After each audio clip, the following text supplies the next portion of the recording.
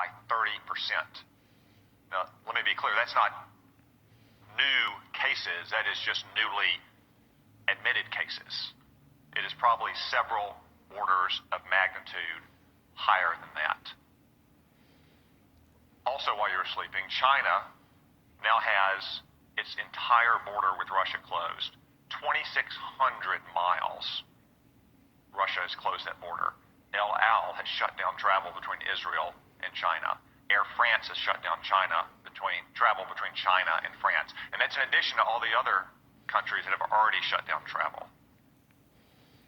From what we know so far, and there's still many unknowns, this virus could have both a long incubation period, as much as 14 days, and individuals could be contagious while asymptomatic, which was not the case with SARS in 2003.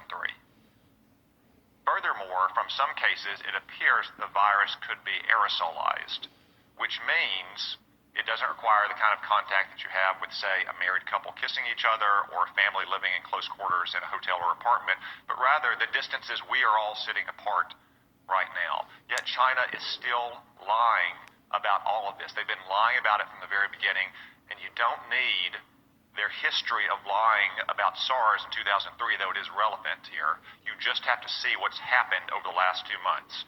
We now know that the first case manifested no later than December 1, even though China didn't reveal it to the WHO until a month later on December 31st, when they continued to hide it from their own citizens, and they continued to say that it had been contained inside Wuhan.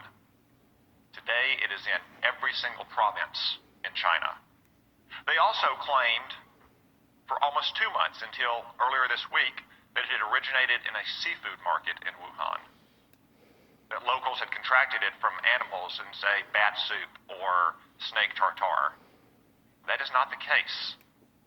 The Lancet published a study last weekend demonstrating that of the original 40 cases, 14 of them had no contact with the seafood market, including patient 0.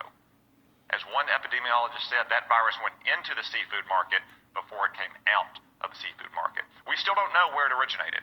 Could have been another seafood market. Could have been a farm. Could have been a food processing company.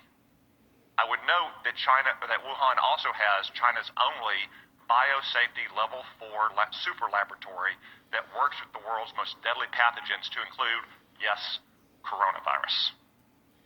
Now, look at China's own actions.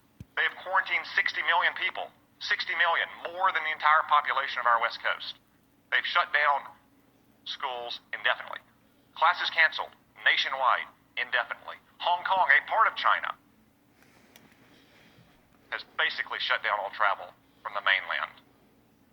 That's why it is essential that we immediately stop all travel on commercial aircraft between China and the United States. Making exceptions, of course, for American citizens to come back, as we just brought back yesterday. Allowing essential trade to flow as long as crews on ships and aircraft are not allowed to go into the general population in America, and making exceptions, of course, for medical personnel to go into China to try to get a handle on this.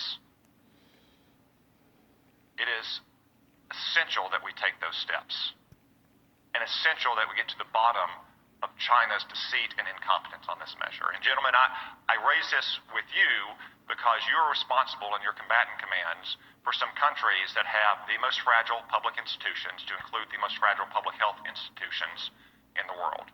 So I ask, even though as of this